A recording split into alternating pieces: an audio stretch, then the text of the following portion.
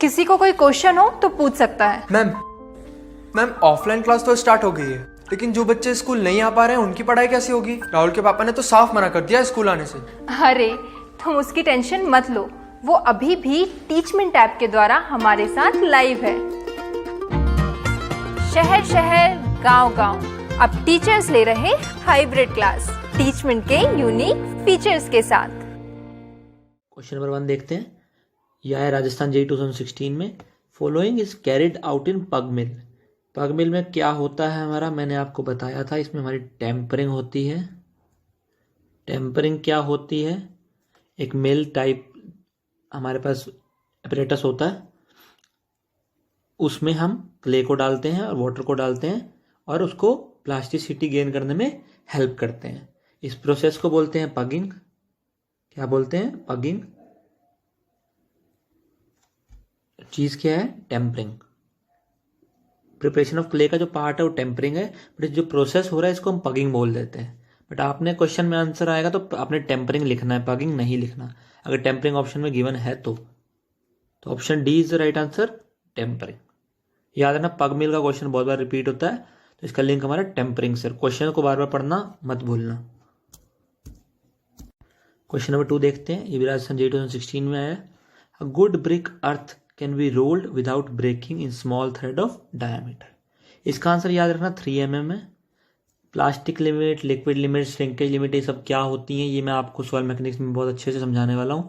Engineering की best चीज़ यही है कि हर सब्जेक्ट एक दूसरे से कहीं ना कहीं जाके लिंक हो जाता है। फॉर मीनवाइल आपको ये याद करना पड़ेगा कि 3 mm होता है इसका आंसर।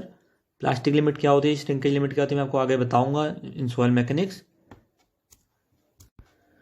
क्वेश्चन नंबर 3 यह है हमारा DMRC 2015 में। The bricks should be burned at temperature from. मैंने आपको बताया था जो सीमेंट होता है उसका टेम्परेचर होता है 1400 से 1600 डिग्री सेल्सियस, और ब्रिक का हमारा होता है कितना, 900 से लेके 1200 डिग्री सेल्सियस। तो option D is the right answer. याद रखेंगे 900 से लेके 1200 तक होता है हमारा ब्रिक्स का, और सीमेंट का होता है 1400 से 600। आप देख पा रहे हैं, हम चीज़ों को लिंक करके चलेंगे, पुराना रिवीजन भी साथ साथ करते रहेंगे जहां जहां पे हमें रिक्वायरमेंट होगी। क्वेश्चन नंबर 4 देखते हैं। यह है हमारा यूपी SSC जेईई में। क्या कह रहा है? A type of brick masonry in which each course consist of alternate header and stretcher is called as English bond, Flemish bond, stretching bond या हेडिंग बॉन्ड।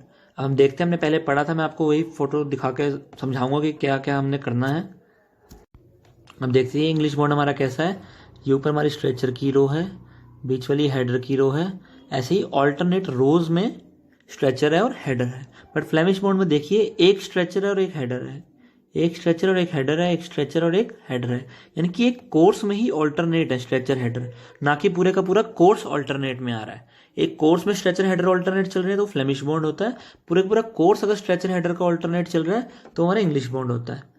ठीक है, तुम्हारे क्वेश्चन का आंसर क्या हो जाएगा? फ्लेमिश बॉन्ड, क्योंकि क्या कर रहा है, हर कोर्स में ऑल्टरनेट हेडर स्ट्रेचर चल रहा है, एक कोर्स के अंदर ये ऑल्टरनेट हेडर स्ट्रेचर चल रहा है, तो इसका आंसर हो गया हमारा फ्लेमिश बॉन्ड। क्वेश्चन नंबर 5 देखते हैं। ये भी यूपी SSC जेईई में आया। The function of aggregates in concrete is to serve. देख रहे हैं स्टेट जेईई में जो क्वेश्चन है थोड़े डिफरेंट टाइप के पूछे जाते हैं, इसलिए मैंने उनको भी कवर किया ताकि अगर आपको क्वेश्चन आए तो आपको आने चाहिए। एग्रीगेट्स का फंक्शन पूछ रहा है। अब बाइंडिंग मटेरियल जो होता है वो जनरली हमारा सीमेंट रहता है, तो ये इसका आंसर नहीं हो सकता। और कैटलिस्ट जो होता है वो रिएक्शन को फास्ट करने के लिए होता है या तो फिर स्लो करने के लिए। डिफरेंट तरह की चीज़ें, प्लास्टिसाइजर, सुपर प्लास्टिसाइजर्स, मेनली हम केमिस्ट्री टर्म में पढ़ते हैं। जो कैटलिस्ट होता है वो रिएक्शन को फास्टन अप करने के लिए होता है, तो जो हमारा एग्रीगेट है वो ये काम तो बिल्कुल भी नहीं करेगा। तो ऑल ऑफ दिस वैसे नहीं हो सकता, बचा क्या? फिलर। देखिए हमने बेसिक इंजीनियरिंग स्किल्स या एप्टीट्यूड लगा के इस क्वेश्चन को एलिमिनेशन मेथड से सॉल्व कर दिया। और हमें पता भी है जो एग्रीगेट है वो फिलर का ही काम करता है, स्पेसिस को फिलअप करता है, फाइन एग्रीगेट हो, कोर्स एग्रीगेट हो। तो ये क्वेश्चन बहुत इजी था, हमने एलिमिनेशन मेथड का यहाँ पे यूज किया बहुत इफेक्टिवली और ये क्वेश्चन हमने सॉल्व कर लिया। Question number 6 workability of concrete by slump test is expressed. ये हम कंक्रीट चैप्टर में पढ़ेंगे, वर्केबिलिटी क्या होती है और कितने कैसे मेजर करते हैं, कौन कौन से टेस्ट हैं। जिसकी यूनिट है हमारी mm रहती है। क्या रहती है? mm। तो वर्केबिलिटी हमारी निकालते हैं हम mm में, स्लम्प टेस्ट में। बाकी जगह पे टाइम में भी होती है, डिग्री में भी होती है, वो हम आगे देखेंगे कैसे होता है। But for meanwhile slump test में हम वर्केबिलिटी mm में निकालते हैं। क्वेश्चन नंबर 7 DSSB JEE में पूछा गया the inert material used for the manufacture of Motors and concrete. Inert material पूछा जो कि हमारा एग्रीगेट होता है, ये आपको याद रखना पड़ेगा कि एग्रीगेट हमारा इनर्ट मटेरियल होता है। Question number 8 heading bond is usually used for half brick wall, 1 brick wall, 1.5 brick wall and 2 brick wall. DSSB JEE में पूछा गया क्वेश्चन।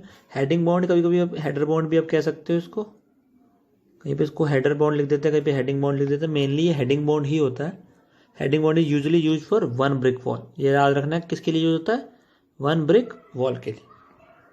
1 ब्रिक वॉल की थिकनेस कितनी होती है, 20 सेंटीमीटर लेके चलते हैं। या कि देखना हमें 1 ब्रिक वॉल की थिकनेस कितनी होती है, 20 सेंटीमीटर। ये याद रखना क्वेश्चन हमें। क्वेश्चन नंबर 9 ये इंजीनियरिंग सर्विसेज 2013 में आया है। The minimum compressive strength of first class brick should be according to IS code. जो मैंने आपको 3.5 न्यूटन पर mm² बताया था, वो हमारा ऑर्डिनरी ब्रिक्स की मिनिमम कंप्रेसिव स्ट्रेंथ होनी चाहिए, उसको यहाँ कंफ्यूज नहीं करना। और वो न्यूटन पर mm² में होती है। देखना क्या है, जो फर्स्ट क्लास ब्रिक होती है हमारी, उसकी मिनिमम कंप्रेसिव स्ट्रेंथ होती है हमारी 100 kg पर सेंटीमीटर स्क्वायर या फिर 10 न्यूटन पर mm²। ये होती है हमारी फर्स्ट क्लास ब्रिक की। सेकंड क्लास ब्रिक की होती है, वो भी आपको बता देता हूँ क्या होती है। सेकंड क्लास ब्रिक की होती है 75 kg पर सेंटीमीटर स्क्वायर और 7.5 न्यूटन पर mm²।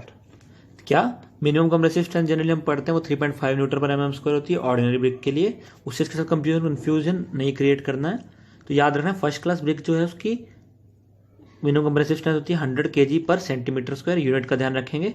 अगर न्यूटन पर mm² में पूछता है तो वहाँ पे 10 होती है। और सेकंड क्लास ब्रिक का भी कभी कभी पूछता है, उसमें 75 kg पर सेंटीमीटर स्क्वायर होता है या 7.5 न्यूटन पर mm²। 7.5 है तो ऑप्शन हमारा आंसर हो जाएगा ऑप्शन बॉम्बे, 100 kg पर सेंटीमीटर स्क्वायर। क्वेश्चन नंबर 10 देखते हैं। इंजीनियरिंग सर्विसेज 2014 में आया the compressive strength of heavy duty bricks as per IS code 2980/1962 should not be less than. अब फर्स्ट क्लास ब्रिक का हमें पता 100 होती है, सेकंड क्लास ब्रिक का 75 होता है। ऑप्शन डी जो है वो भी इनकरेक्ट हो गया।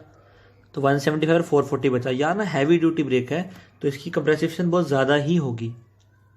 ये आप बेसिक सेंस से भी कर सकते हो, कॉमन सेंस से, कि 440 kg पर सेंटीमीटर स्क्वायर इसका आंसर है। एक आपको ये याद रखना है। एक और चीज़ की कौन सा IS कोड है जो हमें कंप्रेसिव स्ट्रेंथ के बारे में बताता है, IS 2980/1962। क्योंकि जो स्टेट JEE होते हैं, SSC JEE होता है, वो IS कोड पे एक ना एक क्वेश्चन जरूर पूछते, इसलिए IS कोड के बारे में हमें पता होना चाहिए। Question 11 engineering services 2016 efflorescence of bricks is due to. Efflorescence मतलब स्टेनिंग होता है, एल्कलीज की वजह से होती है। एल्कलीज अपने आप में क्या होते हैं, सॉल्ट्स होते हैं। पोटैश हो जाता है, Na2O, K2O, ये अपने आप में सॉल्युबल सॉल्ट्स भी बोलते हैं इनको। सोडियम है ना, पोटेशियम है, सॉल्ट्स अपने आप में, तो soluble salts present in parent clay, इन्हीं की वजह से एफ्लोरोसेंस होता है।